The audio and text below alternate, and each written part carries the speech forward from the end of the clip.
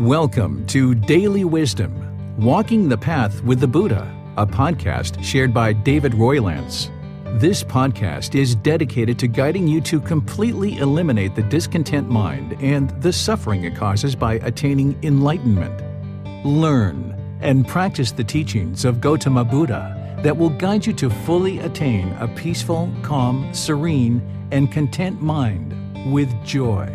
To support this podcast, visit patreon.com/supportbuddha or visit buddhadailywisdom.com, where you will discover a full range of courses, retreats, and online learning resources to assist you on the path to enlightenment.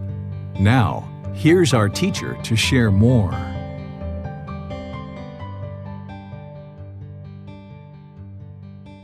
Sawadee Kap. Hello and welcome to Daily Wisdom, Walking the Path with the Buddha. Today we're going to be exploring loving kindness meditation. We're in our second week of our restart of the group learning program, and it's time for us to learn loving kindness meditation. Because as we spoke last week on Wednesday, breathing mindfulness meditation is the primary style of meditation that every practitioner is going to need in order to attain enlightenment. But there's one other meditation that Gotama Buddha taught as a primary practice in order to train the mind towards enlightenment. And both of these meditations are taking care of some important challenges that the Buddha discovered about the mind. In this restart of our group learning program, we haven't quite talked about the problems yet that the Gotama Buddha discovered about the mind. I'm just kind of gradually introducing you to some of the kind of introductory teachings and introductory practices to kind of get us started. But as we go through this program, we're going to actually deepen our understanding of the problem, the solution, how to actually implement a lot of the teachings Gotama Buddha talked about.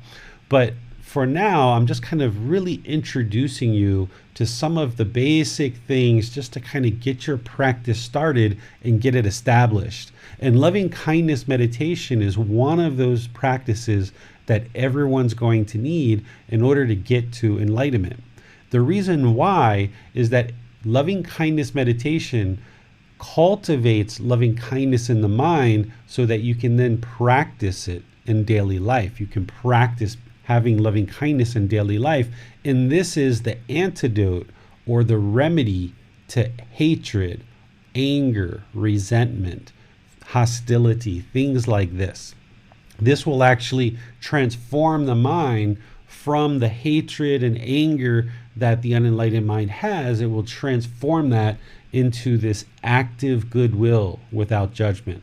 So today we're going to be talking about this in depth, and we're actually going to be doing a session of loving kindness meditation together so that you can start to implement this into your practice. At this point, if you're participating in this group learning program, having learned breathing mindfulness meditation last Wednesday, you should have had an opportunity to do at least 5, 7, 10, 12 of those sessions between last Wednesday and today. And breathing mindfulness meditation is a foundational practice that builds into loving kindness meditation. You're going to see that we're actually going to build on that and using loving kindness meditation as part of our meditation practice. So let's go ahead and jump right in and start discussing what is loving kindness and loving kindness meditation. I've got some information from Gotama Buddha's teachings that I'll share with you as well, because remember, as part of enlightenment and as part of this path to enlightenment, learning with a teacher, you never want to believe anything that I say. Don't just believe what I'm sharing with you here and just listen to the talk. What you need to do is you need to understand what I'm sharing with you as teachings and then implement it so that you can see the truth. And by you seeing the truth, you'll be able to see that these teachings are indeed actually working. And when you see that they're working, then you'll have wisdom in which to apply in daily life, and the mind will gradually improve through this wisdom. So because I'm not interested in you believing anything that I share with you, rather than assume that Gotama Buddha taught meditation, rather than assume and believe that he taught loving kindness meditation, And rather than assume that he actually taught loving kindness meditation to get rid of hatred and anger and ill will and all these things, I'm going to actually show you his teachings so that you can see it with your own eyes and you don't have to believe anything that I say. So let's start with, what is loving kindness? A definition of loving kindness. What loving kindness is active goodwill towards all beings without judgment. What active goodwill is it's a genuine interest for others to be well, others to be peaceful, right? Oftentimes in the unenlightened mind, if we disagree with somebody or there's certain things we don't like about certain people, we may in the mind kind of wish them harm, or we may kind of look down on them with judgment, or we may kind of disparage people.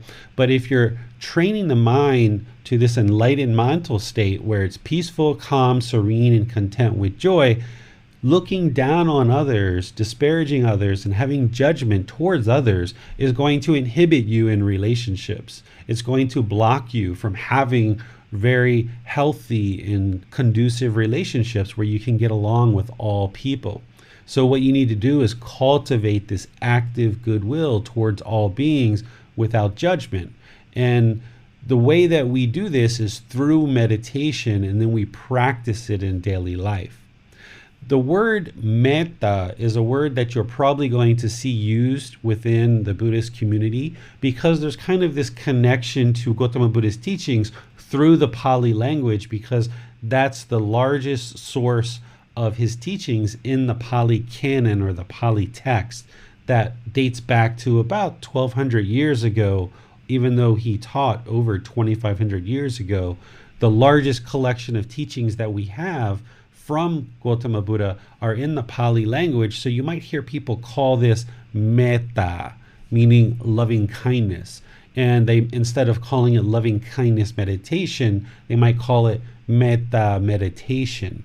But I don't use any of the Pali words. I'm just kind of referencing it here and in the book and some other teachings that I share, just because you're going to hear some other people using it and it's good for you to make the connection.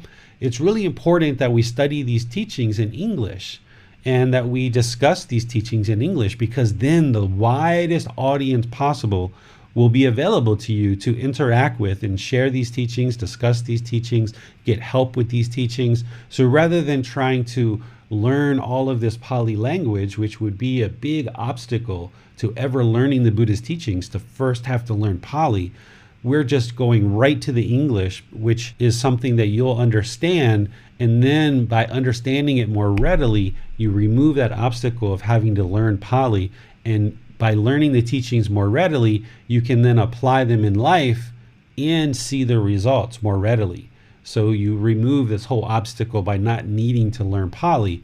But there's kind of always this little bit of a connection back to Pali, and some people do study a little bit of Pali. So it's good for you to know that loving kindness is metta. Okay?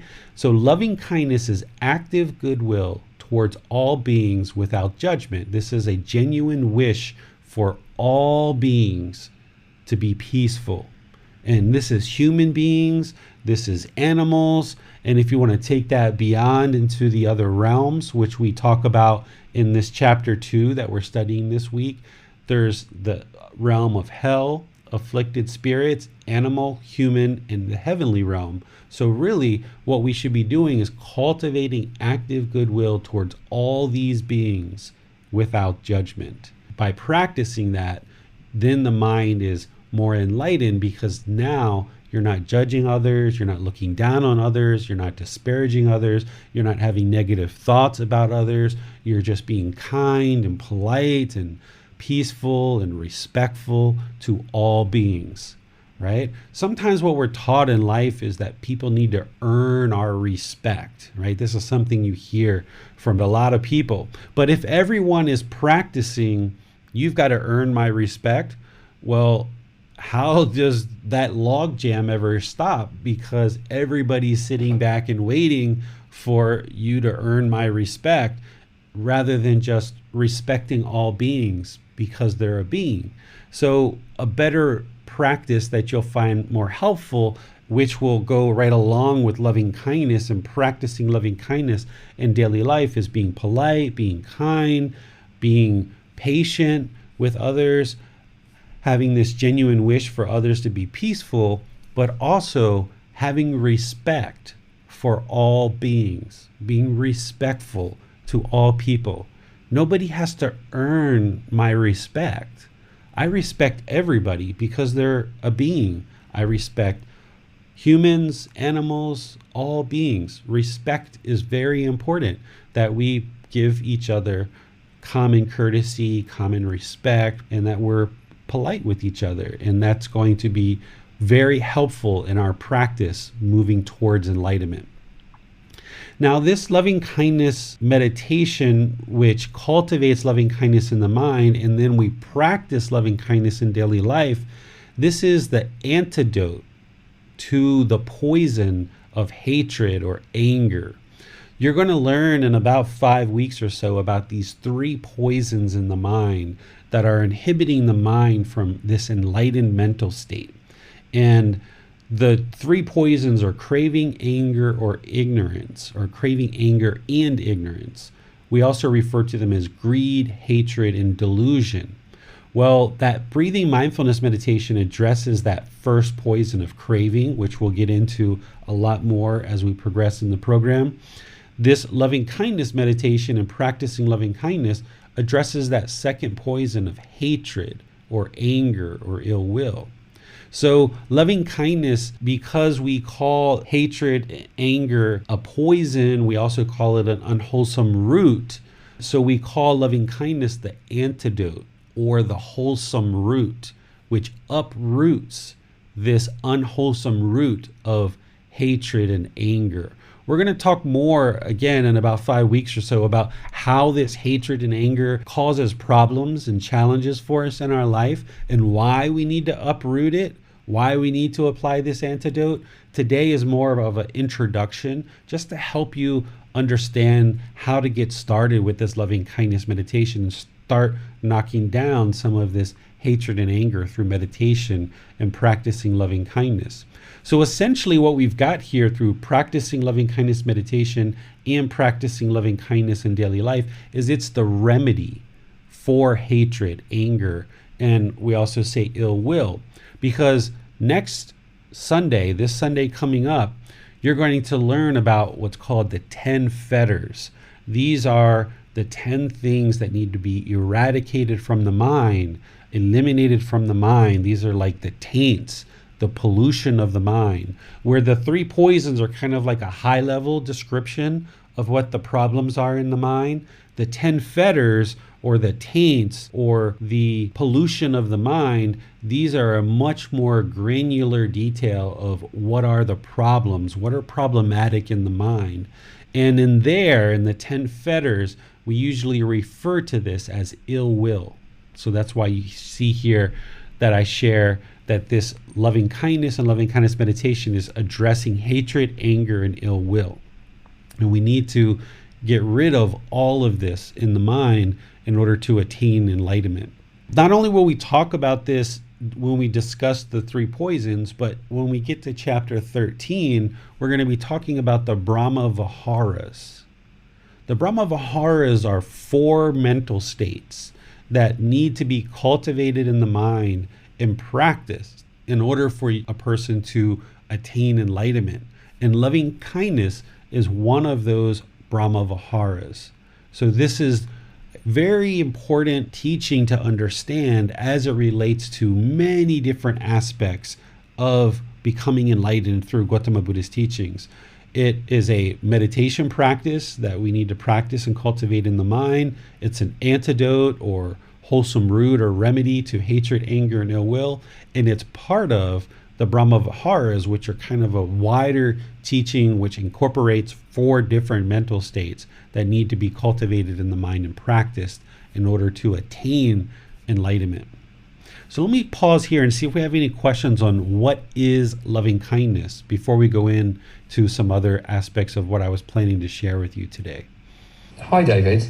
I've previously heard loving kindness described as a combination of compassion and sympathetic joy. So the compassion being concern for the well-being of others, and sympathetic joy being joy in others' successes, even if we had nothing to do with it.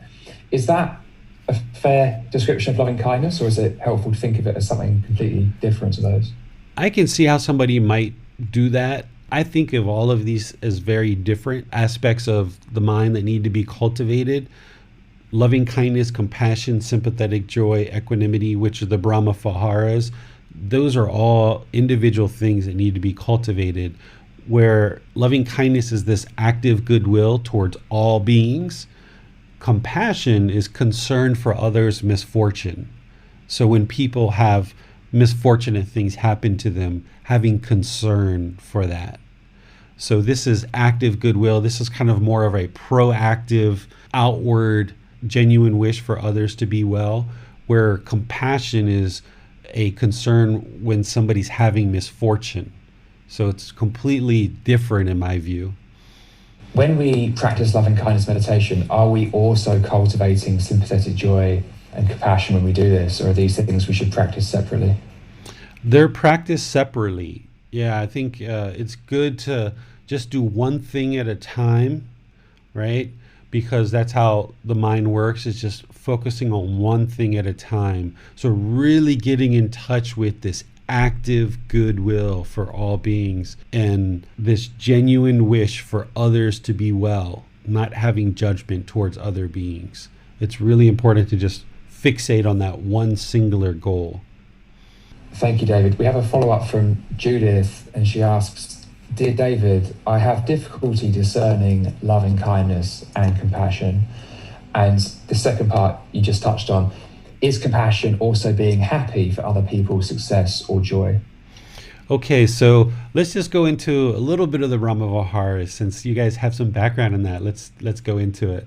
So loving kindness is this active goodwill towards all beings without judgment, this genuine wish for just all beings to be well, right? This is also, I describe in chapter 14, I call it true love, where you don't have any expectations of others, you don't have any judgment of others, you don't have any obligations of others, you don't want anything from this person, you don't desire anything from this person, you just have a genuine interest for all beings to be well. That's loving kindness. Compassion is when somebody's having misfortune, when somebody's down on their luck, when someone's having trouble, when somebody trips and falls, when somebody's having a bad day, when somebody's having some unfortunate situation. You guys could think of umpteen number of unfortunate situations that have happened to you or you've seen happen to other people. Having a concern for others in their misfortune, their unwell-being. Once they're unwell, now we have a concern for that unwellness. Where loving kindness is a proactive, just a genuine wish for all beings to be well. Where compassion is, now once things have gone unwell, I'm concerned about those people.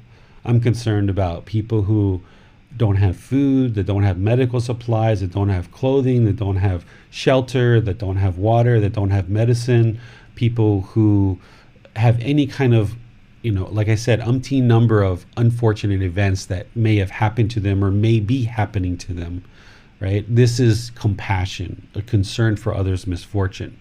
Sympathetic joy is when other people have success, you are pleased with their success. You are joyful for their success, even if you didn't contribute to it. So if somebody gets a new job, right? Or they get a promotion or a new income, or they get a new house, you are pleased with their success, even though you didn't contribute to their success, right? So what sympathetic joy is the Buddha doesn't say this, but it's like an antidote to jealousy, right? If we become jealous, oftentimes in the unenlightened mind, if somebody gets something like a new house or new job or a new boyfriend, a new girlfriend, a new car, any kind of things like this, or if someone is just, we consider them to be more beautiful or more handsome than us, we might be jealous of that. where sympathetic joy is just being joyful for other people's success, even if you didn't contribute to it. Or even if you guys are both working on the same thing. Like right now, there's like probably tons of people that are working on vaccines for the COVID-19 virus. Well, if somebody is enlightened, even if somebody else gets that vaccine first and our team failed, then rather than being sad and depressed and we failed and we're miserable, an enlightened being is going to be joyful for that success, even though they didn't contribute to it. So that's what sympathetic joy is at a real basic level. And then the fourth one is equanimity, which is an evenness of temper, an even keelness, especially in difficult situations, and treating all people equally. So these are the four Brahma Viharas: loving kindness, compassion, sympathetic joy, and equanimity. And we're going to talk about these in more detail in chapter 13. Does this help you guys see the differences between the four of them? Certainly. Thank you, David. Yes, and Judith has also commented saying thank you. Very helpful. So yeah, I think we're good. Okay. So let's move on to the next part that I was planning to share with you guys, which is just a little bit of words from Gotama Buddha. And each session that we do like this, because remember on Wednesday, we're rotating. We're doing breathing mindfulness meditation, loving kindness meditation, and chanting, and we're going to rotate those every 3 weeks. So I'll be sharing more and more of Gotama Buddha's actual words on loving kindness and loving kindness meditation as we get going. But here I just wanted to kind of share some real basic ones for you guys. Here, this first line, he's addressing Rahula. Rahula is his son, right? A lot of people think that Gotama Buddha stepped down from being a prince and he left his family. He turned his back on his family and never looked back. This actually isn't true. What happened is he left the palace, went off on this 6-year journey to attain enlightenment. And when he did, he came back to that area where the palace was and his father's kingdom. And a lot of his family ended up joining him to become ordained. So his mom died when he was 7 days old because he was born out of the side of her stomach. His head was too big to be born through the vagina. And 2,500 years ago, they didn't have C-sections, so he was born out of the side of her stomach. So she actually dies 7 days after he was born. So his stepmother, which was his aunt, she pretty much adopted him, his mom's older sister. She became the very first female ordained practitioner. She asked to be ordained, and the Buddha didn't have any females at that point. And after discussing it and contemplating it, he decided to ordain her. His son was the first novice. A novice is someone who's under the age of 20, who essentially practices just 10 precepts. And then once you become 20, you get your full ordination and you practice a lot more actual precepts. So Rahula is his son. His cousins and other people join him as well, to the point where he actually has to institute a rule that you can only become ordained with him if your family agrees and supports it, because his father, the king, comes to Gotama Buddha very discontent, very upset, very sad, because all these family members are leaving the royal palace to join the Buddha. And the father was concerned that his kingdom wasn't going to be able to continue because there was nobody to inherit the throne. So Gotama Buddha had left. He was the first in line, and Gotama Buddha's son leaves. Several of his cousins leave, and the father comes and kind of complains to the Buddha, and that's when he implements the rule that people can ordain when they actually have the support of their family, which would be their parents, if they have a life partner, their children, other people like this. So that practice is actually still in place today. At least here in Thailand, I know that in order to become ordained, you need your parents and your life partners and your children to be supportive and allow you to do that. So Gotama Buddha didn't just abandon his family and kind of like step out on everybody and just never go back. He actually continued to be around his family, or at least his family came to be around him. So this teaching here and others that you'll see from Gotama Buddha, he'll address Rahula, which is his son. So this one here, he's saying, Rahula, develop meditation on loving kindness. For when you develop meditation on loving kindness, any ill will be abandoned. Right? So this is the beauty in Gotama Buddha's teachings. They're just so straightforward, so simple, and in their simplicity, they're so profound because you don't have to really interpret. There's not all this kind of like code. There's not all this innuendo of what he's truly trying to say. He had 45 years to teach, so he was very clear in his teachings and very direct in his teachings. And here he's talking to his son and just explains very clearly, develop meditation on loving kindness, for when you develop meditation on loving kindness, any ill will be abandoned. And then, of course, if you look at the 10 fetters, which are the 10 things that the Buddha says that need to be abandoned from the mind and eliminated from the mind, ill will is one of those. So you understand that this is the practice to abandon hatred, anger, and ill will. And then here's another line that he just kind of says, loving kindness should be developed to abandon ill will. And I've just kind of pulled these out of much longer teachings just to kind of show you that what I'm teaching you today isn't just what David kind of thought up and just started teaching you loving kindness meditation, that this actually comes from Gotama Buddha. And he's giving very specific guidance of training the mind with loving kindness meditation and then practicing that in daily life. Okay, so these are some teachings from Gotama Buddha. How are we going to do loving kindness meditation? In Gotama Buddha's teachings, in this Pali Canon or Pali text, which dates back about 1200 years ago, it dates back to about 800 CE, which is Common Era, or AD, right? It's about 1200 years old, and it's the largest collection that we have of Gotama Buddha's teachings, but it actually doesn't contain everything that somebody would need in order to attain enlightenment. This is why you can't just read the Pali Canon and become enlightened. You need guidance from teachers.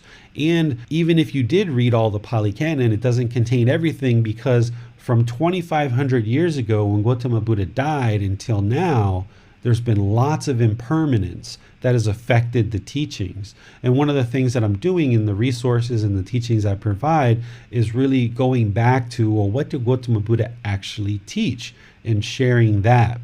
But even though this Pali Canon dates back 1,200 years ago, there was 1,300 years of impermanence before this Pali Canon actually kind of takes off, right? And before at least the version that we're all working from kind of solidifies the teachings and shares them.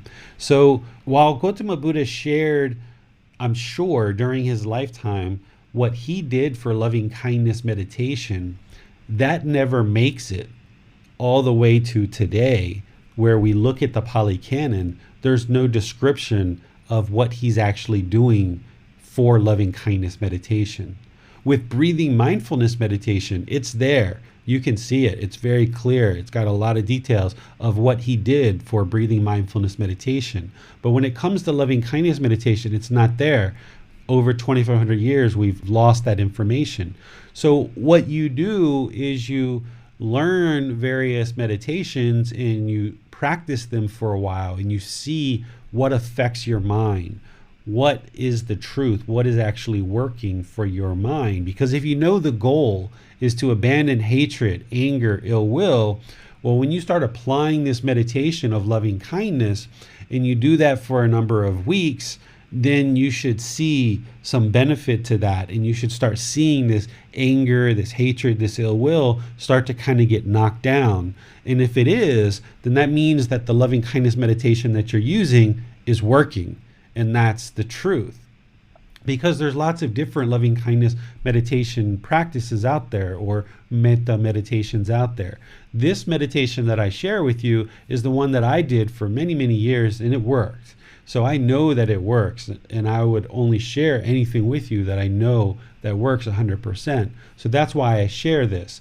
However, you're going to see metta meditation or loving kindness meditation that other people do, because there is no loving kindness meditation from Gotama Buddha. People have kind of come up with various ways of doing this.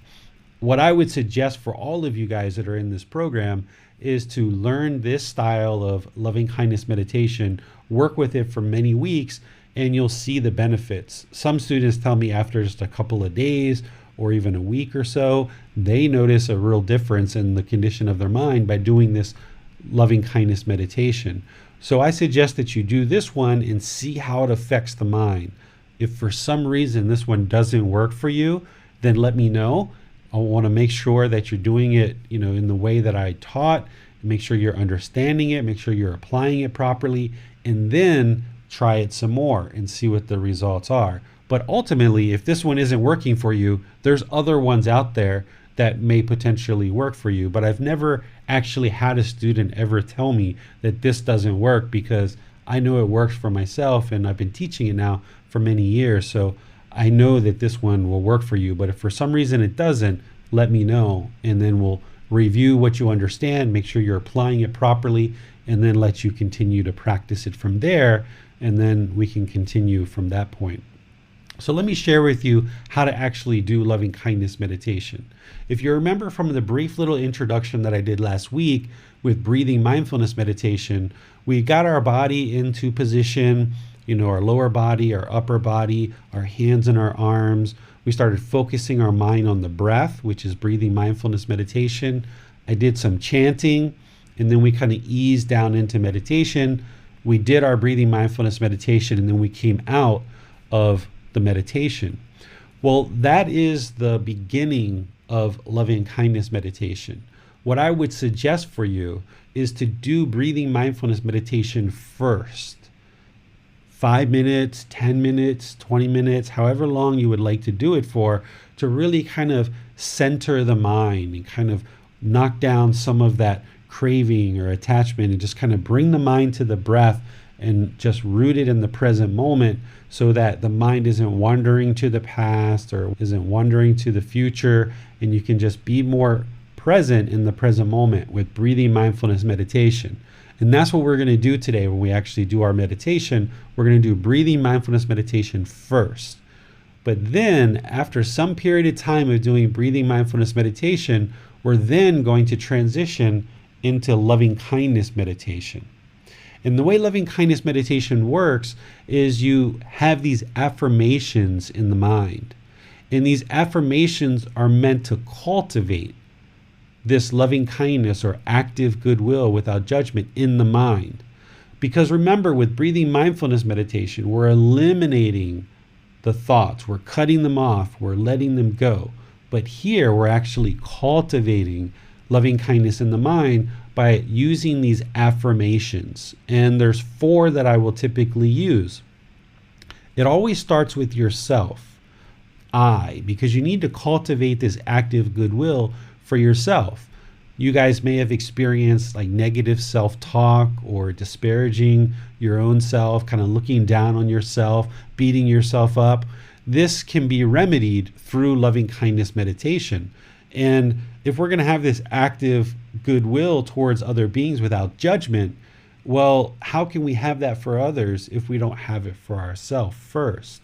So this practice of loving kindness meditation and loving kindness in daily life starts with having loving kindness for yourself. Not a conceited based love, but just a genuine wish for you to be well, for this life, this person to be well. And we start in the middle, which is I. So these 4 affirmations are: may I be peaceful, may I be safe, may I be well, may I be free of all discontentedness and the suffering that it causes. And I realize we haven't talked yet about what discontentedness is, but we're going to get to that in about a week and a half. We're going to really explore that in much more detail. So these affirmations that you do, you're doing it quietly in the mind, and you're doing it on the out breath. So once you transition from the breathing mindfulness meditation into the loving kindness meditation, as you're breathing out, focusing on the breath, you're going to repeat this affirmation of may I be peaceful, in the mind on the out breath, and you let that come out. And then you breathe in, and then on the next out breath, may I be safe. Let that go out, and then you bring it back to inhale, and then on the exhale, may I be well. Then inhale, and then on the exhale, may I be free of all discontentedness and the suffering that it causes. I'm going to be saying these affirmations out loud because I'm guiding you guys in meditation. And when you guys hear me say it, then you just repeat it in the mind on your next out breath. If I was doing this by myself, I wouldn't be saying it out loud. You wouldn't know if I was doing breathing mindfulness meditation or loving kindness meditation, because if you looked at me, I'm just sitting there or lying or standing or what have you, and I've just got my eyes closed and I'm breathing. So if you're doing this on your own, you won't be saying it out loud. You'll just be doing it in the mind and doing it on the out breath. Okay? Then once you're done with yourself and you've done these 4 affirmations for yourself, then you create another ring beyond yourself. And here I usually share the next ring is we. May we, meaning the people that are together doing this meditation. May we be peaceful, may we be safe, may we be well, may we be free of discontentedness. And then we go to all beings. May all beings be peaceful, safe, well, and free of all discontentedness. These 3 here are kind of like a standard that you can use and you can practice if you like, especially if you're looking for kind of a shorter meditation. But in reality, I typically do about 5, 6, 8 of these different rings, and you can actually create these based on your own needs. You can do it based on your relationships with people. It could be, may I be peaceful, may my family be peaceful, may my friends be peaceful, may my co-workers, may everyone in my neighborhood, may the whole world, right? You can go out, and you always want to finish with kind of like all beings, right? You might want to do it by geography. May everyone in your household, may everyone in your neighborhood, may everyone in your town, may everyone in your state, may everyone in your country, may everyone in the world, right? You can do it based on geography. There's a little bit of creativity here, a little bit of customization that you can do. So you can create these rings however you like and create whatever customization that you feel is best for you, and as many or as few of these rings as you might choose. And if you're having challenges with certain people in your life, like say something happened to you in the past with your parents and you're harboring resentment or ill will towards your parents, you probably want to incorporate them in as one of these rings. Or say you're having a hard time at work and there's a particular co-worker that's just, you and them is really having problems and you're at odds with each other for the last few days or the last few weeks. You probably want to make a special ring just for that person. You can even do this meditation where you just start with you, go to that person, and you just keep repeating it for that person over and over and over and over again for multiple sessions, and then go to all beings. That can really help you to let go of hatred or anger or ill will or resentment towards any one particular person. So if you've had people in your past, or if you've had people currently in your life that you're having challenges with, you probably want to include them as an actual ring in your meditation and do that over multiple sessions. It's important that you understand that what loving kindness meditation is doing is it's improving the condition of your mind. Okay, it's improving your mind. We're not actually sending loving kindness to other people. That's not possible. We can't change other people through our meditation. We can't change other people at all. Each individual has to make choices for their own life, and only they can decide if they're going to change and improve and do something better. So we're not sending people loving kindness and asking them to change and trying to get them to change through our meditation. What we're actually doing is we're cultivating our mind. So using that example, if we have a coworker who we're having a lot of challenges with, and there's like a rub at work between, us and them, well, every time you're around them, you kind of feel kind of resentful, you kind of feel jealous, you feel hostility, you feel this anger arise. And even though we think we're being pretty slick and we're kind of hiding those feelings, it comes out. They feel it and other people feel it, and it affects us in our relationships. Even we feel like we're hiding it and we're pushing it down and we're just smiling as smiling can be, that is still affecting our relationship, not only with that person, but other people in the office as well. So what loving kindness meditation is doing by including that particular person that you're having challenges with in the office, you're changing your mind, right? They may or may not ever change in their entire life. They may not choose to walk a life where they're practicing loving kindness, but you can choose to do that. And by your choice of improving your life practice, by cultivating this active goodwill towards all beings in the mind, now when you're around that person in the office, when you have meetings together, when you and them and other people are at lunch or whatever it is, you can practice active goodwill towards all beings. And if they're still angry and hostile towards you and you're practicing loving kindness, you can't change them. Other people will observe that you're being very loving and very kind, and this person just keeps being hostile. Not that you have to point it out, not that you have to gossip, not that you have to slander this person. Other people will observe it on their own. So rather than keep this anger, this hostility, this hatred, this ill will towards other beings, letting that go, a way to let that go is through loving kindness meditation and cultivating this in the mind. And the more and more that you do this, it will erode that hatred, that anger, that hostility, that ill will, that resentment. And now when you're around that person and all the other people, your mind will be free of that hatred. Your mind will be liberated from that hatred. That's one of the things we say about enlightenment. We call it liberation of the mind. Whereas if your mind is burdened, carrying around this hatred and anger and ill will, it's a pretty heavy burden to carry around. And you've got to kind of always be looking out for that person that you don't like and hope that they don't come to lunch with you and your other friends. You try to schedule meetings where they're not going to be part of it. You're always kind of looking out for where are they, and you don't want to be around them. That kind of burdens the mind. So the way to liberate the mind from that is to have loving kindness for all beings. And even though that other person's being hostile and angry, you practice loving kindness towards all beings. And the way that you really do that is here, and meditation is cultivated in the mind over multiple sessions, so that then in daily life you can practice active goodwill towards all beings without judgment, loving kindness. You can practice that in daily life. So after we do our loving kindness meditation, I will then end it with a chant like I did last time. And I'm not going to actually use these 3 rings. I usually like to do more than just 3. So I will add some other rings so that you kind of hear some different variety of rings that potentially you could use. But there's a bit of creativity here, which makes it kind of interesting.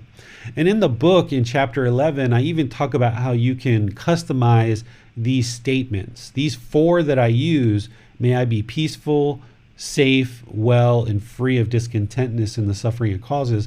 These are the 4 that I use, but you can actually customize these if you want as well. But what's important is that last word, peaceful, safe, well, discontentedness. You need it to be non-burdening, right? You don't want to set up in the mind that you're expecting somebody to do something. So if I was to say, may I be kind, or may my coworkers be polite, or may my coworkers be friendly, right? This requires them to do something, and it requires judgment, because we have to judge of whether people are being friendly or not, or we have to judge whether we are being polite or not. So loving kindness, active goodwill without judgment, there's no judgment. So these 4 statements are what we call non-burdening statements, where we're not putting a burden on ourselves and we're not burdening others with any particular action. Again, you're not trying to change anyone through this meditation, but you don't want to kind of set up the false success in the mind where you're kind of looking out to see if you're being more friendly and you're judging yourself as a part of that.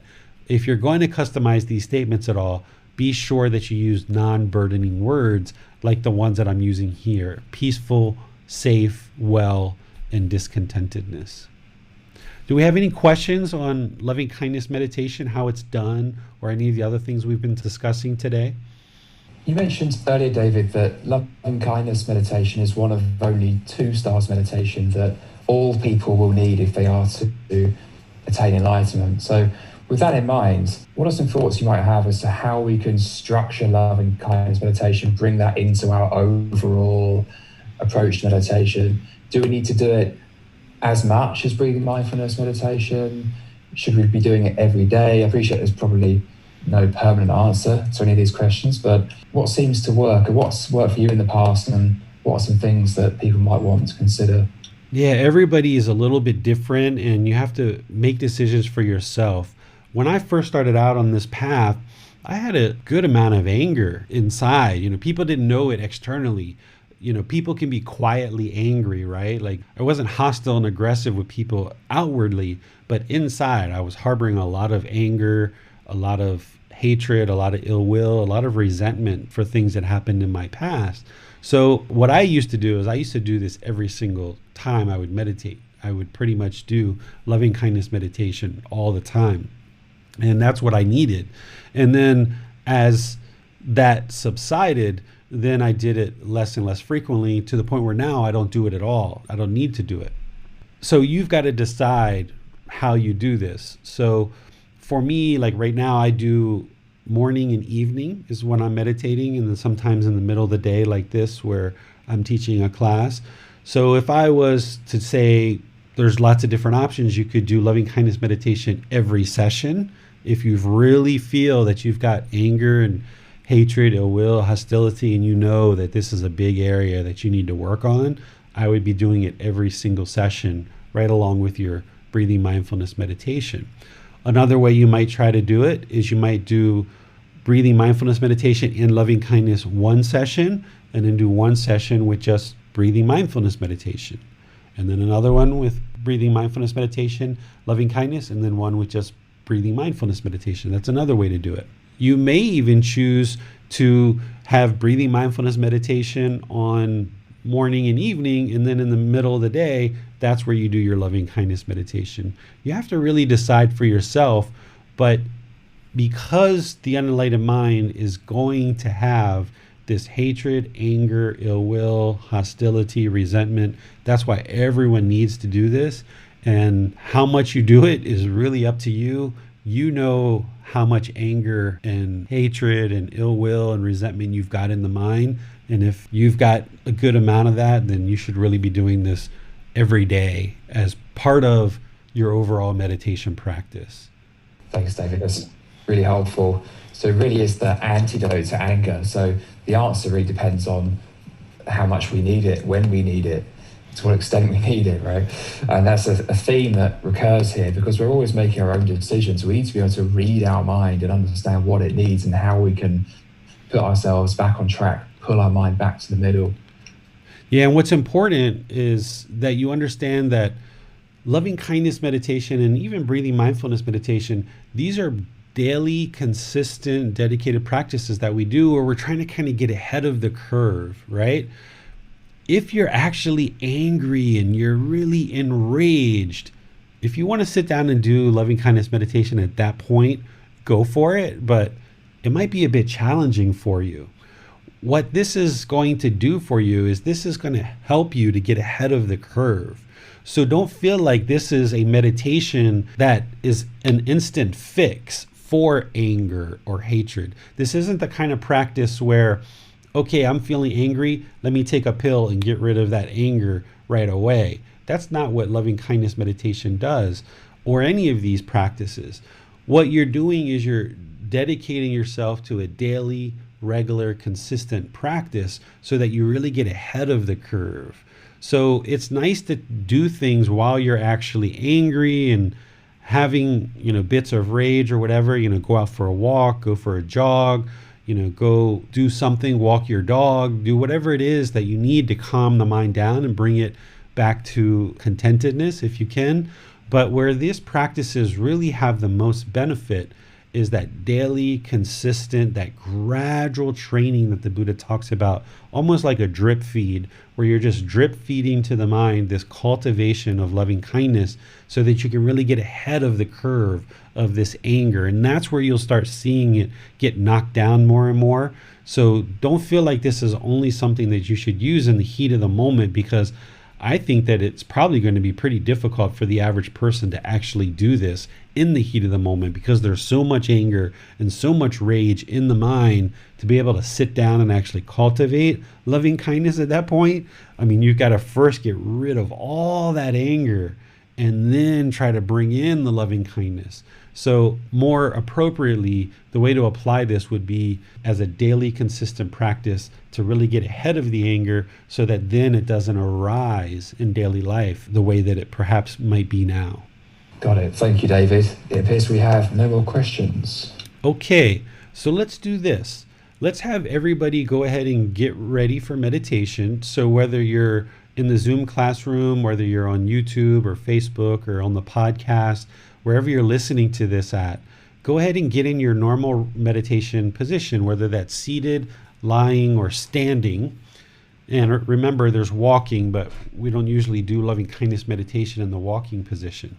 So go ahead and get your lower body comfortable. If you're on the floor, that might mean putting some cushions under your rear to lessen the angle at your hips, and then just cross your legs. Your lower body should be comfortable, but not luxurious. You don't want to really tighten up your legs real tight and inhibit the circulation, because then there's going to be pain in the lower body, and then it's going to be hard to cultivate loving kindness while you're experiencing all this pain. So you really want the body to be comfortable, but not luxurious. If you're in a chair, you might just want to cross your legs or put your feet flat on the floor, whatever's comfortable for you. Remember, this isn't about everybody doing it exactly the same way, because that's impossible. So make your lower body comfortable. Your upper body, you should be using your muscles to engage the upper body and make your spine erect. You don't want it to be real stiff, and you don't want it to be slouched. You want it to be nice and active. Use the muscles to make the spine and the muscles active. So that keeps the mind engaged. Because in order to practice meditation and train the mind, we need an active, attentive, alert mind. And by keeping the upper body engaged, it maintains that active alertness in the mind. So keep the upper body engaged. Now the hands and arms. Gotama Buddha placed his right hand over top of his left. So he would put the back of his hand in the left palm and then touch the thumbs together. And then he would place that in his lap. If that works for you, use it. But if it's not comfortable, you can always put your palms flat on your thighs. You can put them on your knees. You can put them on the armrest if you're on a chair. Whatever is comfortable for you. But essentially, your meditation posture, you shouldn't have any muscles really engaged in the seated position other than the upper body. And if you're laying on the floor, everything should just be completely disengaged. Okay? Now, just start focusing on the breath. Close your eyes and focus breathing in through the nose and out through the nose. A nice, steady, consistent breath. So I'm going to do some chanting to ease us down into meditation. I'm going to give you some guidance on breathing mindfulness meditation, allow you to do that for a period of time, and then I'm going to come in with the loving kindness meditation. Okay? So now just focus on the breath, breathing in through the nose and out through the nose. Next week, I'll teach you the chanting so that way you can chant along. But for now, I'll just do it on my own, or any students who've been learning with me, if you want to join, you're welcome to join.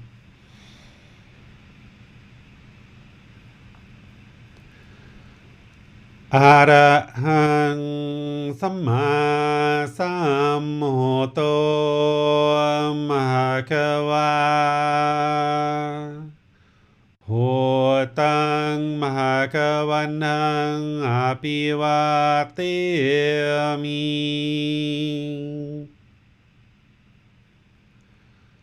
สวากขาโตมหากวัตตาธัมโมธัมมังนามัสสามิ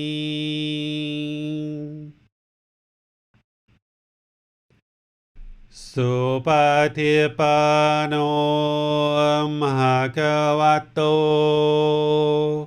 สาวกสังโฆสังฆังนามามิ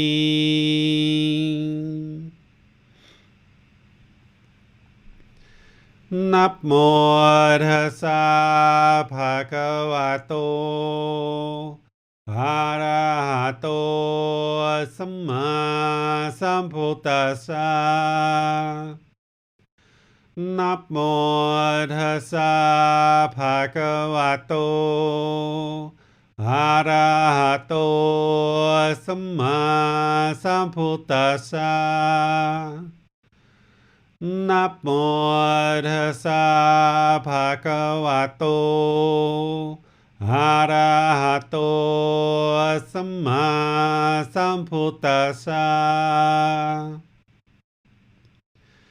อิติปิโสภะคะวะอะระหังสัมมาสัมพุทโธวิจาจารณังสัมโหโน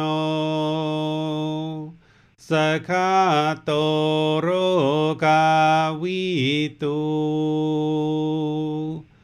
อนุเตโรภูริสาตามาสติสตาตาวามานุสนังพุทโธภควาติ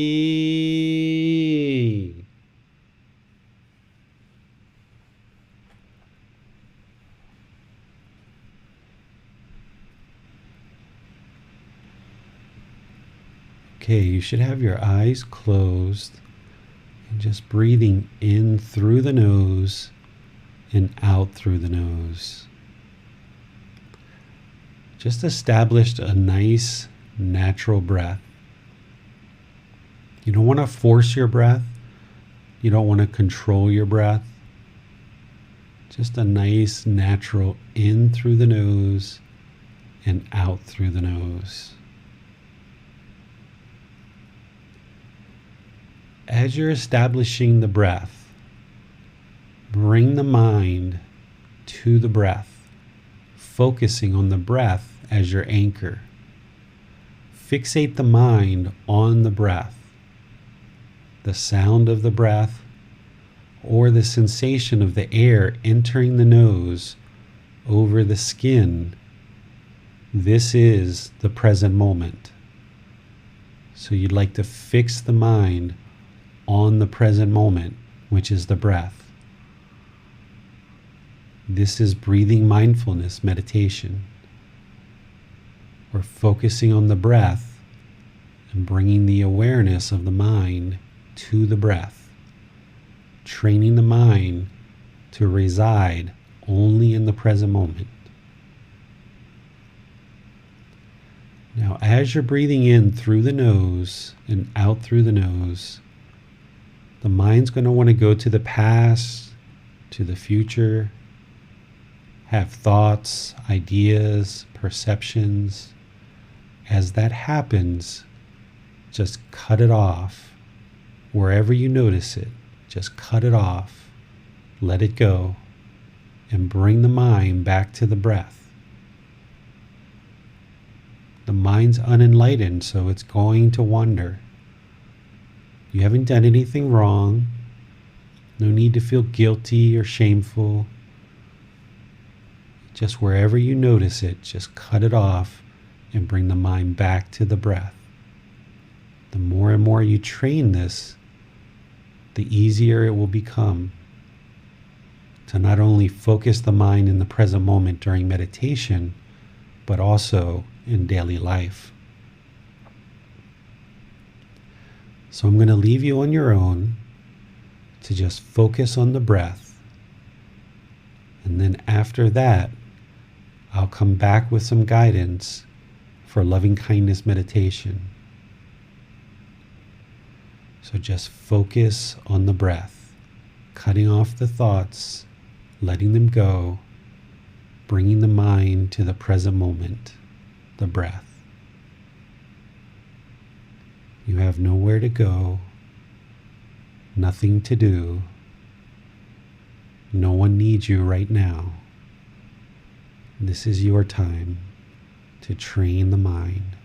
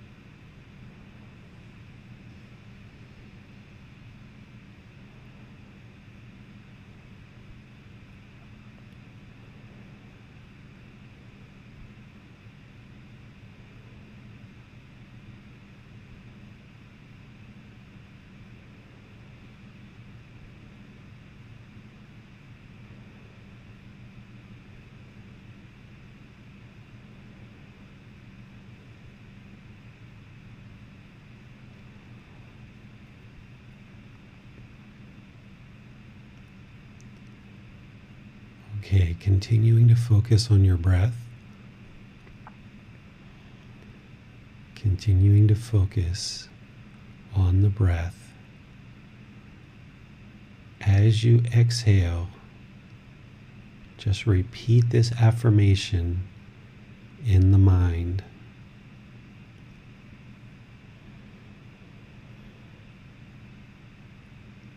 May I be peaceful.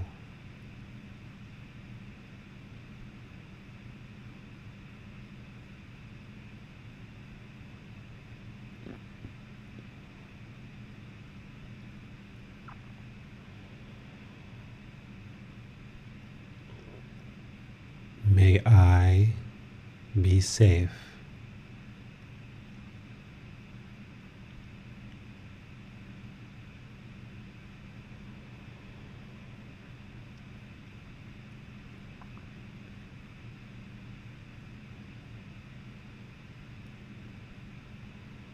May I be well.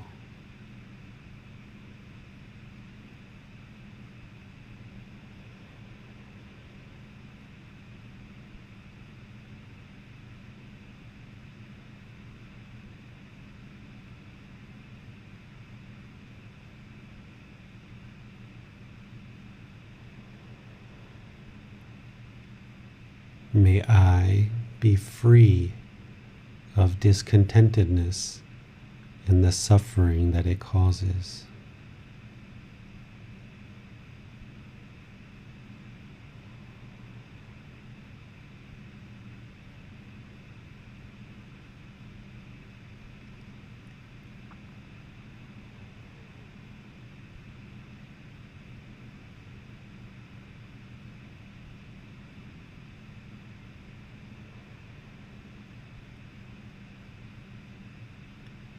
May we be peaceful.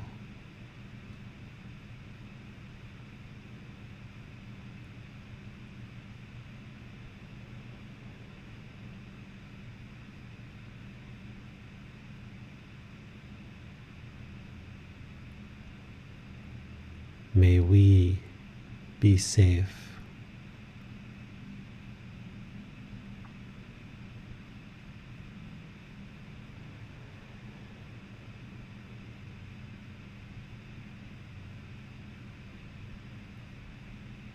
May we be well.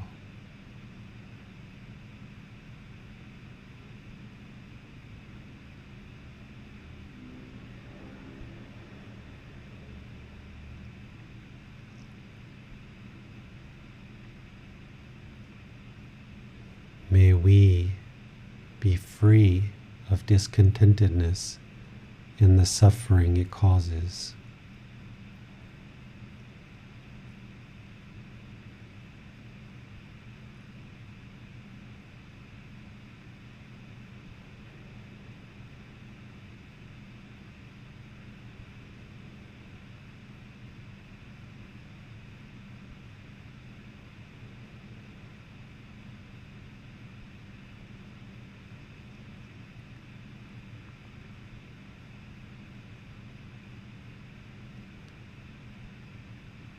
May all those who are in my immediate family be peaceful.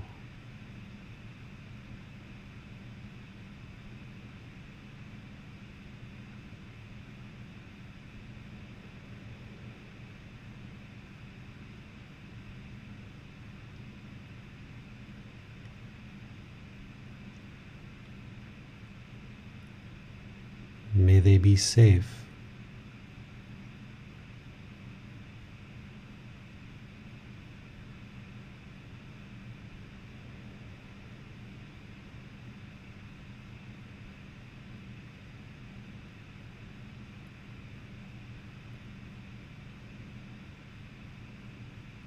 May they be well.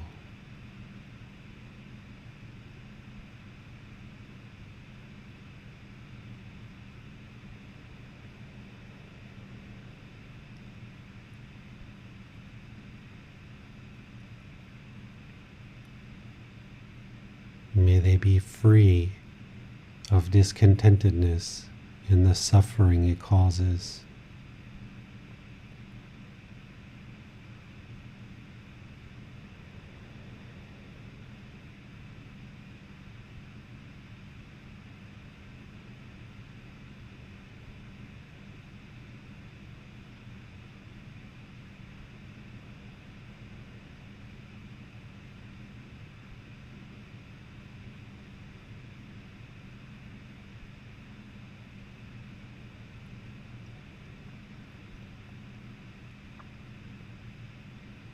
May all my friends, associates, and co-workers all be peaceful.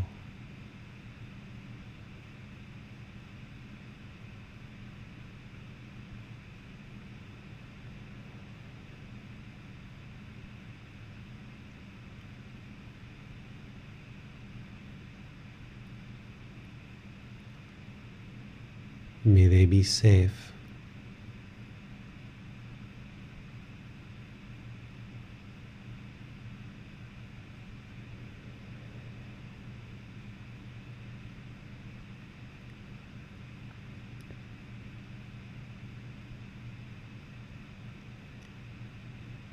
May they be well.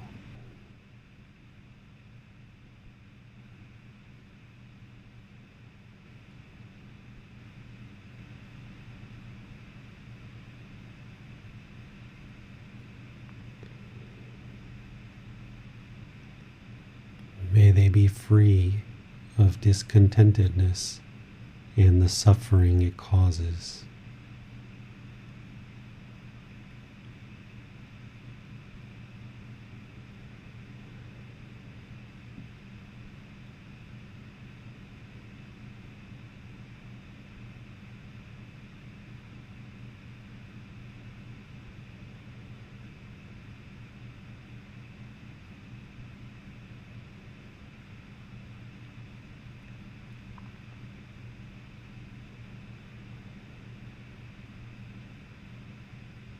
May all those whom I'll never meet, never come in contact with, may they all be peaceful.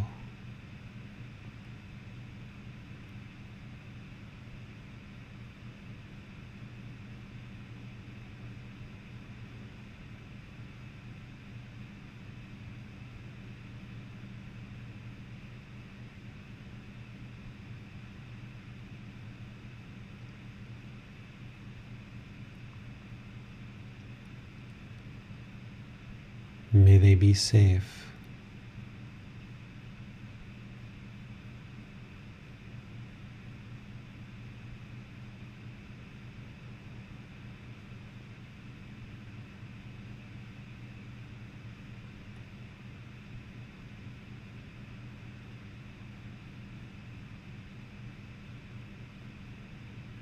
May they be well.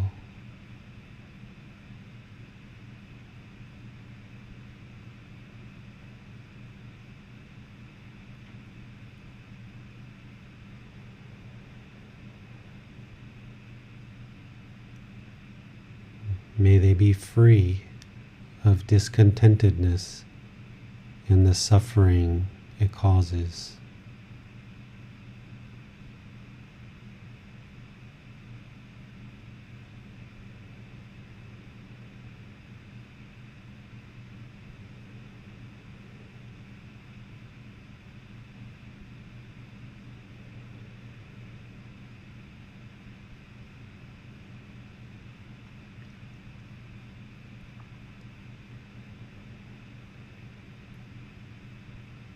May all those that have caused me harm, may they all be peaceful.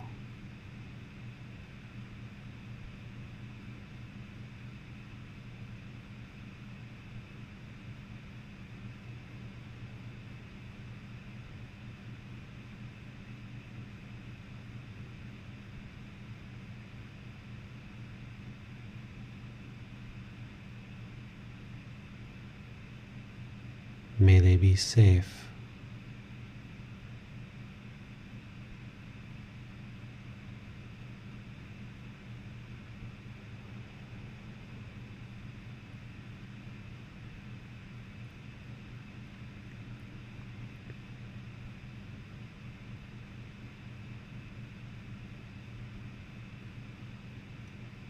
May they be well.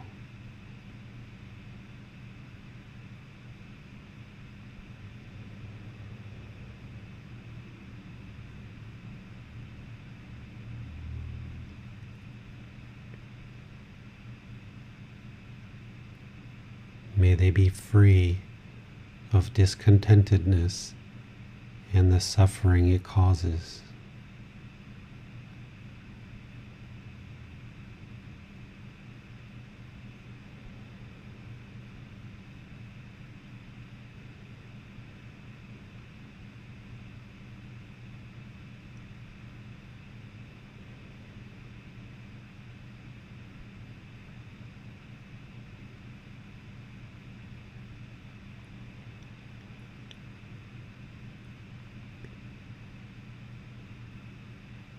May all those whom I have harmed,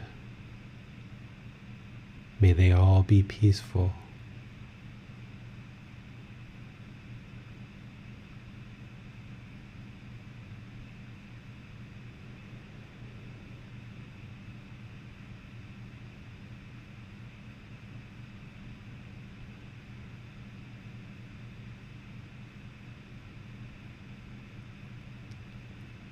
May they be safe.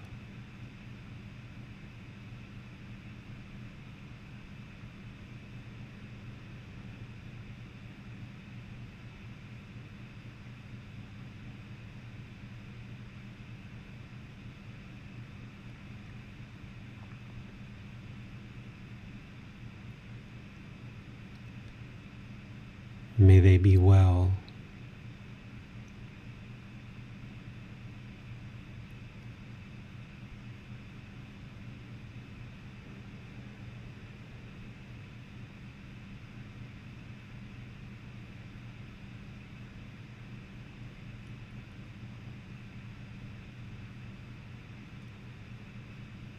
May they be free of discontentedness and the suffering it causes.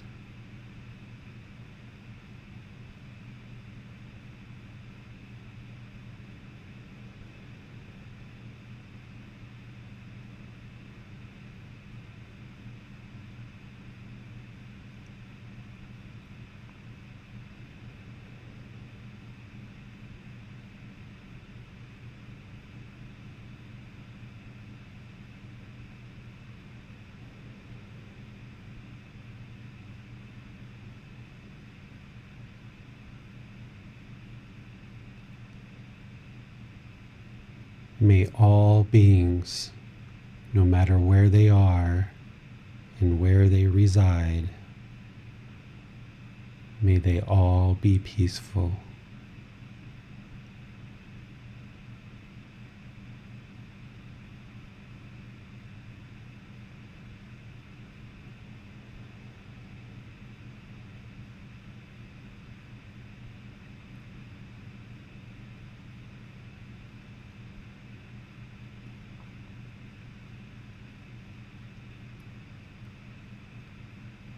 May they be safe.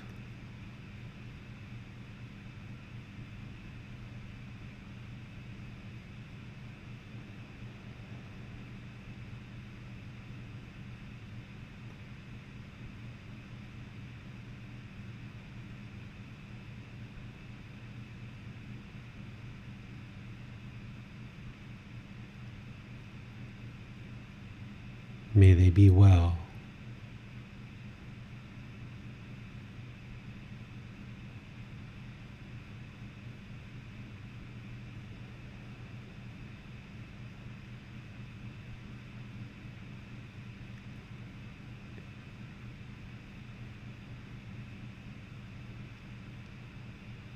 May they be free of discontentedness and the suffering it causes.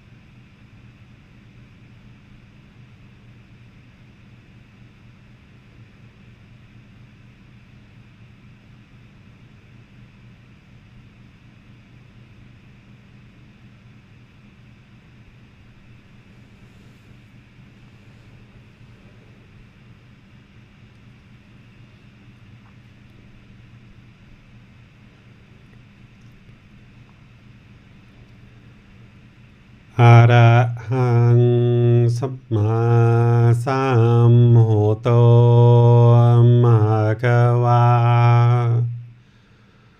พุทธังภะคะวันตังอะภิวาเทมิ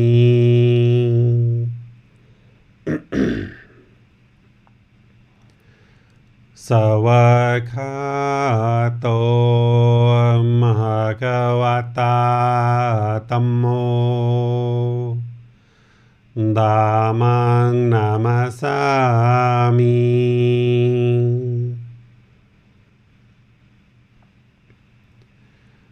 สุปฏิปันโนมหะควโตสาวกสังโฆ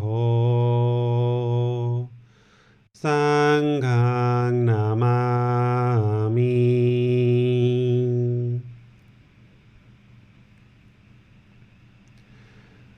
นะโมตัสสะภะคะวะโตอะระหะโตสัมมาสัมพุทธัสสะนะโมตัสสะภะคะวะโตอะระหะโตสัมมาสัมพุทธัสสะนะโมตัสสะภะคะวะโตอะระหะโตสัมมาสัมพุทธัสสะ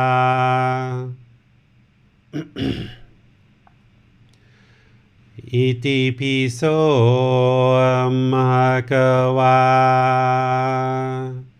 อะระหังสัมมาสัมพุทโธ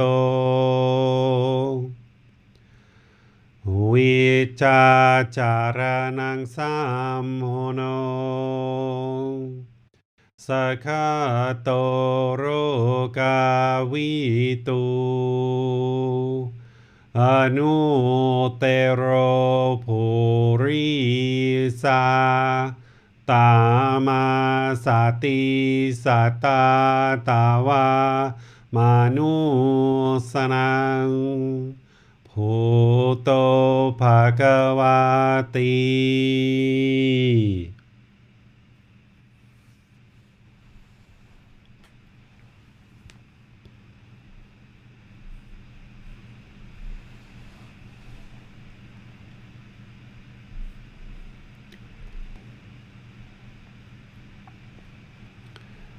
Okay, if you guys would like to start coming out of meditation,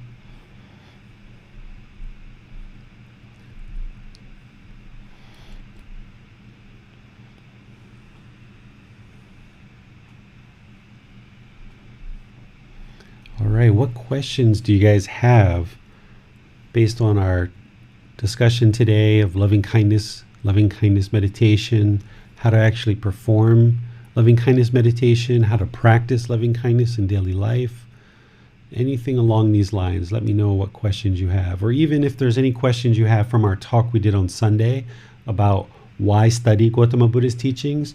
You're welcome to ask those kind of questions on our Wednesday sessions as well. I have another question about compassion, David. You mentioned earlier how compassion is a concern for the misfortune of others. I think it's safe to say that we're not going to run out of people to have concern for anytime soon. And so when we're faced with the troubles of the world, it could be very easy just to become consumed with sorrow or feeling sorry for other people. And we may feel like we want to go out and help everybody. My understanding is that there's a middle way to be found here, and maybe you can offer some thoughts on how we can practice compassion, but also temper that in such a way that we're not allowing our own minds to get carried away with that. Yeah, so this word concern, I selected that for a reason, concern for others' misfortune, because what can oftentimes happen is the mind can worry, right? We can have worry where we're worried about others. And if someone's mind is worrying, the mind is discontent, because essentially the reason why we worry is because we see all the problems. We see so many problems, either in our own life, in the life of those people around us, in the life of the entire world, and the mind just worries because it sees so many problems.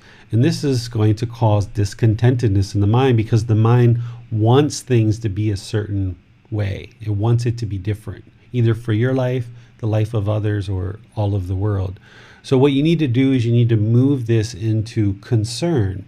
The difference between a worried mind and a concerned mind, where a worried mind sees all the problems, a concerned mind sees the solutions to those problems. So a concerned mind can be concerned and not discontent. It's like, I'm concerned about this person with misfortune, but I'm not feeling sorrowful. I'm not feeling, all this sadness because I see somebody who's homeless, for example, or a child who's abused, or someone who doesn't have money for food. I can have concern for them, but I'm not going to worry about them, because if I worry, then my mind's going to be overactive with feelings of sadness and sorrowfulness. It's going to be discontent. But in order to move the mind into this middle way, you can have concern, which is you see the solutions. And the solutions are essentially these teachings of the Buddha, that as we start talking here more and more each week, you're going to see that if the entire world learned and practiced these good, wholesome teachings, there would be no homelessness, there would be no famine, there would be no childhood abuse, there would be no domestic violence, there would be no discrimination or racism or wars or any of these things that we see, in the world. So there's always going to be problems in the world. There's always going to be problems. As long as we live in this particular life, we're not going to eradicate the problems in our lifetime, right? Every individual has to decide to learn and practice these teachings to eradicate the problems in the mind and practice this better way of life to essentially create heaven on earth. However, since we're in this world and there are all these problems, the Buddha called it fretting about the world, kind of complaining about the world. How sometimes you might choose to do that, or you might be around people that just choose to complain about the world. Well, complaining about the world isn't helping the world, because the world has to kind of sort its own issues out. But for you, in order to maintain this middle way, develop this contented mind where it's peaceful, calm, serene, and content with joy, you have to let go of fretting about the world, right? We're going to talk about this in about a week and a half, how the mind holds on and it causes itself to be discontent. The more you hold on to this world and you want the world to be a certain way, you desire the world to be a certain way, you crave for this world to be a certain way, the mind's going to keep being discontent and it's going to keep causing itself to be discontent. So a way to practice non-attachment is having concern. It's like, yeah, I see all these problems. I understand all these problems in the world, and I see where all these problems are coming from, but I don't have the ability to solve all these problems because each individual has to solve their own problems. All I can do is solve the problems in my life. And by doing that, that's going to take care of this life. And when you see that these good, wholesome teachings do improve your life, then you know that these are the solutions. Because it solved the problems in your life, it can solve all these other problems in everyone else's life too, if they choose to learn and practice. But you can't force them. Everybody has to choose on their own accord. So rather than just sit around and worry, seeing all the problems, you have to be able to see the solution to the problems. The number one solution is work on your own mind. You got to start there.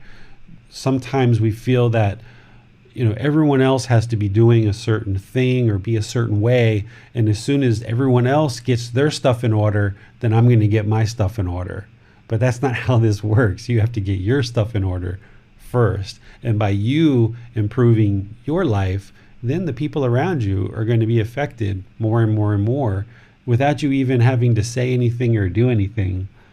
For example, I found out this week from my son, he's observed me in the last few years switching over to vegan and eating only plant-based foods. And he's been slowly kind of doing that on his own. He's 8 years old. He told me this week that his classmates at school asked him why he always eats vegetarian food or vegan food. And he told them, and now in second grade, he says his whole class pretty much eats vegan. They all switched on their own because they asked him, why are you eating vegan? And he explained to them the harm that it's causing in the world. And then all those second graders decided to switch over and start eating vegan at their school cafeteria. So, I'm not proud of that. I'm not taking pride in that. I'm just kind of pointing it out as an example of just by me changing my practice and switching to vegan and eating vegan, he was influenced by that. And then he switched over in his life. And then by him being influenced by that, other people observe like, hey, that kid keeps eating vegan all the time. Like, what's going on? Why do you do that? And then once they found out, then they decided to switch on their own. And this is how the world improves, is by everybody choosing to make good, wholesome choices for themselves, rather than us trying to push these teachings into the world. The world kind of pulls the teachings into the world, but it all starts with your own practice. And by you improving your life practice, what you're going to notice is slowly over time, more and more people around you will start taking notice, and they will start changing as well, because you can't change and everyone else stays the same. As you start changing, everything's going to start shifting. And that's the way that the world changes, not necessarily by actively going out and standing on street corners and banging a drum and asking everybody to practice the Buddhist teachings, but by us just doing it and people observing how, wow, this person's mind's always calm and peaceful and serene and content, and they always have joy. Like, well, what are you doing over there? And then the more that people take notice of that, and you just share it with them, and then it's up to them if they choose to implement those same teachings or not. And this is the way that things slowly change in the world. And so moving the mind from worried to concerned, where you can have concern for others' misfortune, but a concerned mind knows the solutions to the problems. They're not just looking at the problems themselves.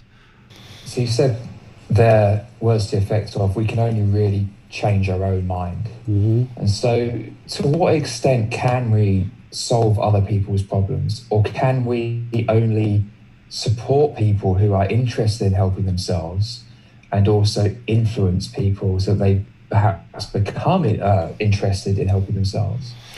Can one in any way help someone who isn't interested in helping themselves? It was the latter, that you can't change other people. There's nothing you can do to solve other people's problems, because everybody's got to make their own decisions in life. And it's their decisions that are going to either lead them on a certain path to good, wholesome results or unwholesome results. So you can't make every single decision for other people. They have to make the decision for themselves. They have to have the wisdom of how to make good decisions in their life and improve their life. And if you focus your practice on changing other people, you're taking away the focus on what the real problem is. The real problem is your mind wants to change other people. Going around and trying to change everyone else, it isn't going to work. It never will work. And it just detracts from your own change. You've got to make your own changes and really just stay laser light focused on that, because there's nothing you can ever do that's going to physically change another person. But by you changing, you incorporating these good, wholesome teachings in your life, improving the condition of your mind, other people will gradually be influenced by that. That can't be your focus. That can't be the reason why you're doing this. Because if you get your interest of why you're learning and practicing these teachings out of order, then you're going to put all your focus on everyone else and you're neglecting your own practice. That's why one of the reasons why this loving kindness meditation starts with you. It's all with you, and you're cultivating loving kindness in your mind. So know that other people will be influenced by your practice. That is inevitable. It's going to happen, but that can't be your focus, because that's not where you're going to meet any benefits, and you can't change other people. It's only by learning and improving your life practice that you will change your mind. And by you doing that, it's inevitable that the people in your household or the people in your family unit or the people around your immediate living area, your neighbors and stuff like this, people will be influenced by that and decide for themselves if they would like to choose to change or not. But you can't make that a priority. If you base your decisions off of, I want to change this other person, then you're still having craving to change other people, and that's not going to result in any benefit for your mind. We still have concern for these other people, right? We still have this compassion, this concern for others' misfortune, but we can't make that the priority. The priority has to be your own mind. Thank you, David. That's really helpful. I'll go to a question from Deborah on Facebook. In Christianity, you are taught to pray for people who are ill. Could you meditate for a certain person, or would that be attachment? You can meditate for people, or when I say meditate for people, what I mean is you can incorporate that person into your loving kindness meditation, but there's no benefit that they're going to get from that, other than the fact that you're changing your mind, you're improving your mind, and when you're around them, you're going to be more loving and more kind, more polite, more peaceful. You're going to have more active goodwill without judgment. So this loving kindness meditation and all meditation, you're not able to influence and change other people, right? Even in prayer, right? Like if I sat here and prayed for Max to have good health, it doesn't matter how much I prayed for him to have good health. If he's making bad decisions to eat unwholesome food, he's going to be unhealthy, right? It doesn't matter how much I pray for him. That's part of the unknowing of true reality. There's a lot of people in the world that are praying for others, and while it's a good wholesome intention because that means there's loving kindness and compassion there, they can't influence and change other people through prayer. It's not possible because everybody has to make their own decisions. So if there's somebody who's sick or unwell and you would like to incorporate them into your loving kindness meditation, you can, and that's going to improve the condition of your mind, but it's not going to actually create anything beneficial in that other person's mind. They would have to make good, wholesome choices for their own well-being and their own loving kindness, their own meditation, their own life practice. So this isn't a prayer. Meditation isn't prayer. What meditation is it's an active, independent, dedicated training session where you're either eliminating certain qualities from the mind, which is breathing mindfulness meditation, or you're cultivating wholesome qualities in the mind, which is loving kindness meditation. So meditation is all about training this mind to either eliminate certain qualities or cultivate certain qualities. So sometimes you might hear someone say, like, I'm going for a jog and I'm going to meditate, or I'm going to go walk the dog and I'm going to meditate, or I'm going to go gardening, or I'm going to go for a drive and meditate. Those things are not meditation. People are kind of confusing what meditation is. If you're walking the dog, you're walking the dog. If you're jogging, you're jogging. If you're gardening or driving, you're gardening and driving. Not at the same time, of course. But you understand, right? These are individual activities. What meditation is it's an active, independent, dedicated training session of the mind where you're either eliminating certain qualities or you're cultivating certain qualities, and it only is benefiting you and your mind. Now, as you hear me say, learning and practicing these teachings is the best thing you could do for yourself, for those close to you, and all of humanity. Well, the reason why is because if you keep the life practice focused on your own mind, by you changing your mind and you putting harm into the world, that is going to benefit those close to you and all of humanity because you're putting less harm in the world, but it's only changing your mind. So meditation is all about your practice and you training your mind so that you're not putting harm into the world. And the benefit that others experience because of that is just a byproduct of you being a better person, you doing better things in the world. We had a similar question from Manal. She asked, I have heard about sending people metta. Is there any significance or validity in this? That's not possible. That's not possible at all, because there's no way to send another person metta, right? Like I could sit here and send you guys metta all day long, and if you're out making decisions that aren't loving kindness, then that's your decisions. There's nothing that I can send through the air to make you a more loving and kind person. You have to choose to do that on your own. But let's say, like in a household here with my son and my wife, let's say I'm an angry, hostile, aggressive person, and I decide to start changing my ways and I start being more loving and kind. Well, in the household, if I'm an aggressive, angry person, you can be sure that the people that are living around me are angry and aggressive too, because I've kind of conditioned their mind to be that way. And this is my karma coming back to me because I'm angry, have this hostility, and I'm venting my anger to others, my wife and my son. So that means they're probably going to be doing the same thing back to me.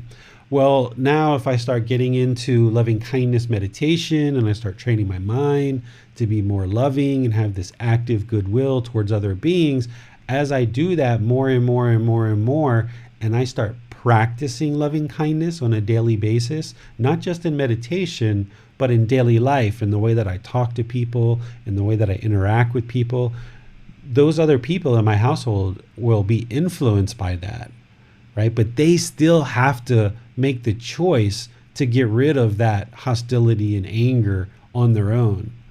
Just by me doing loving kindness meditation by myself, it's not going to change them. They still have to have their own life practice where they're doing their own meditation and they're choosing to practice loving kindness in daily life. If we were able to send others metta or loving kindness, that means one person could just sit down and meditate and the whole world would be loving and kind. It doesn't work that way. Each individual has to choose to do it for themselves. We have a question from Javier. So what can we do between meditations? I mean, during the day when we're not meditating? That's where you just live your life and you practice what we call the Eightfold Path. We're going to get to that in about 2.5 weeks. So now we're just kind of getting you guys started in some gradual teachings to kind of ramp up to the real life practice. The real life practice is the Eightfold Path, which is how to practice in daily life. But in your daily life, you're going to have friends, you're going to have family, you're going to have a certain livelihood, you're going to have certain things you do on a daily basis, but you're going to be doing them in a more enlightened way because you're building out this life practice, which we're going to get to when we talk about the Eightfold Path. So we're kind of slowly ramping up, and you're hearing a couple of things from some of the students that have been part of this program for a number of months now. So you're kind of hearing some things that we're talking about, like compassion and things that we haven't gotten to, but we're going to slowly kind of unveil the Buddhist teachings over time so that as you gradually learn them, you can gradually implement them into your life. But if you're tracking along in this book, Developing a Life Practice, The Path That Leads to Nibbana, just go chapter by chapter like we're doing, just taking one chapter at a week. And this week we're on chapter 2. And because we're not quite yet into the real core teachings, I'm starting you out kind of developing a meditation practice, because the more that you start doing meditation on a daily basis in the way that I'm teaching you here, when we start bringing some of the other teachings on board and you start learning and applying those, you already have the meditation underway. So we're going to continue to develop this meditation practices of breathing mindfulness meditation and loving kindness meditation. But each week we're going to be bringing in more and more knowledge so that you can see the truth and you can develop wisdom. And gradually over time, this wisdom that you acquire is going to start slowly affecting the mind, where the mind starts functioning in the world very different in a more enlightened way with this wisdom. But right now, this loving kindness meditation, the wisdom here that you can see for yourself is that this anger, this hatred, this ill will, this hostility, this resentment, if you practice this meditation on a daily basis, you'll see this starting to get knocked down. And I realize that I haven't really described the problem so much. That's what we're going to get into throughout the program. One of the things that I really tend to do a lot as a teacher is I describe what the problem is and what the solution is, and then show you how these things connect. And I really enjoy sharing that with students because you need that in order to really develop a real thorough life practice. But here at the beginning of the program, I'm just kind of giving you a little bit of light teachings just to kind of get you started with breathing mindfulness meditation and loving kindness meditation.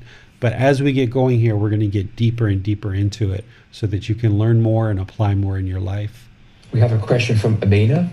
During loving kindness meditation, if we become distracted with other thoughts, is it best to start the rings all again or continue where we left off? It's up to you. You can start over or you can just continue where you are. But if you're going through loving kindness meditation and you're finding your mind drifting a lot, you could go back to breathing mindfulness meditation and really kind of recentering the mind on the breath and then continue forward if you like. Totally up to you. There's lots of different options here. But you definitely want to start with yourself, go through a bunch of successive rings, and then finish something with all beings that includes all beings, all encompassing for all beings. Thank you, David. We have no more questions at this time. Okay, so what I would like to do is encourage all of you to continue to work on this meditation practice, because once we get going here more in the program, we're going to be adding some more and more teachings, and it's going to get really deep here really quickly in the next couple of weeks. As we talk on Sunday coming up, we're going to talk about what is Nibbana, or what is enlightenment. And then the following Sunday, we're going to go into the Four Noble Truths, which is a really deep foundational teaching. Then we're going to go into the Eightfold Path, which is the entire path of how to actually attain enlightenment.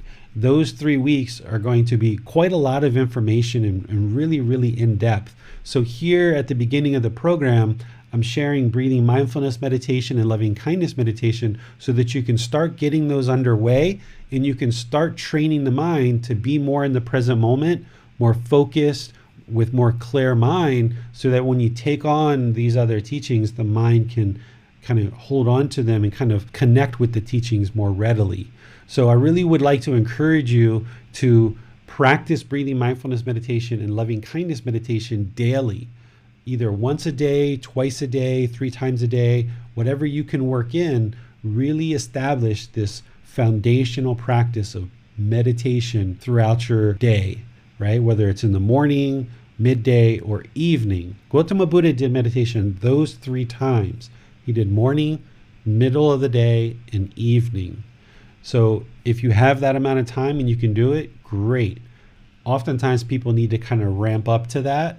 But if you're out of work or you're at home because of COVID or you're retired and you don't have as much work obligation, you may be able to go right to a 3-day schedule, and you'll notice you'll get enormous amount of benefit the more of that you do. If you did 3 times a day, you're going to get an enormous amount of benefit. So if you can ramp up to that, go for it. You're going to see the benefits that much more. But even if you can just get once a day, that's better than perhaps what you're doing right now. But if you're already doing once a day, move that to twice a day. And if you're doing twice a day, try to move it up to 3 times so that you can start building out and establishing this meditation practice, which is going to be the foundation that we build everything else on top of. So you couldn't meditate your way to enlightenment. If all you ever did was meditation, you would never get to enlightenment. But you also can't get to enlightenment without meditation. So we need to establish this really good, wholesome meditation practice so that you can build everything else on top of it. Meditation is your foundation in this practice of training the mind, right? That's what we're doing. We're not doing rites, rituals, ceremonies, worship. We're not doing any of that because that doesn't lead to enlightenment. What we're doing is we're training the mind, and meditation is one of the primary things that we're doing as a foundational practice to train the mind to this enlightened mental state. So you need to work on developing this meditation practice where it's daily and it's consistent. If you miss a day or you feel a little bit lazy or complacent and you don't get to it, don't allow that to pull you down, feel guilty and feel shameful and have everything fall apart. Just the next day, jump right back on it and keep on going. The benefits of meditation are cumulative. They accumulate the more and more that you do it. So meditation isn't a situation where you do it once or twice and everything is completely solved in the mind, right? Here in modern society, we tend to want that quick fix or that, quick answer. This is a gradual progression of training the mind. So you need to commit to a really long journey with meditation. And if you're able to do this Every day, you're going to see within a week or two, you're going to see the benefits right away. That's how you see the truth. You're not believing what I share with you. Don't believe anything I told you about loving kindness meditation today. Go out and do it. And you see for yourself that it's true. But what you'll notice is even a week or two, you'll start noticing a difference and a real benefit. You get out to a month, 2 months, 6 months, you're really going to notice big differences. Get out to a couple of years of meditation, wow, things are really drastically improved now. But you can't get to that if you don't just take the first step of applying these teachings in your life. So whatever you've been doing for meditation up to this point, now that you're in this program, set those things aside. You can always come back to them if you like. Just let them go. Focus on the breathing mindfulness meditation that I taught last week, and focus on this loving kindness meditation that I'm sharing with you now. Do these each day, once, twice, or 3 times a day, and then you're going to see things are gradually going to improve. So you'll see the truth for yourself that these meditations are actually working. So I'll see you guys on Sunday at 9 o'clock Thai time, where we're going to be talking about what is enlightenment, what is Nibbana. We're going to be describing this mental state and all the various aspects of it. We're going to be going into a lot of details.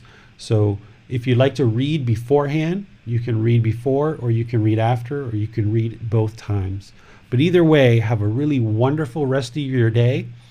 Really cultivate this active goodwill for all beings in meditation, and then practice it in daily life. Be polite, be kind, be friendly, and be respectful to all beings. And there's no benefit in us being angry, being hostile, holding resentment, having hatred or ill will. There's no benefit to us to do that. But the unenlightened mind is going to want to hold on to these things. But what we are going to do over the course of this program, and for many months and years after that, is you're going to train the mind to let go of all of that stuff, because it no longer benefits you. This hatred, this anger, this ill will, this hostility, it doesn't benefit you. So these meditations and all the other practices that I'm going to share with you is going to train the mind to let this go. So now you can be polite, kind, friendly, and respectful to all beings. And because of Gama, over time, by you doing this, more and more of that will come back to you. But you're not doing this because you're trying to get this to come back to you. You're making these changes in your life because it's the right thing. They're good, wholesome teachings that are improving the condition of your mind. And by you changing your mind, then you will see over time, your life will get better and better and better. So thank you for joining. We'll see you on Sunday at 9 o'clock Thai time. Until next time, Sawadee Khap. Thank you for listening to this podcast. To provide support for this podcast, visit patreon.com/support Buddha.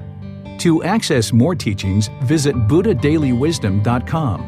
There, you will discover a full range of courses, retreats, and online resources to assist you on the path to enlightenment.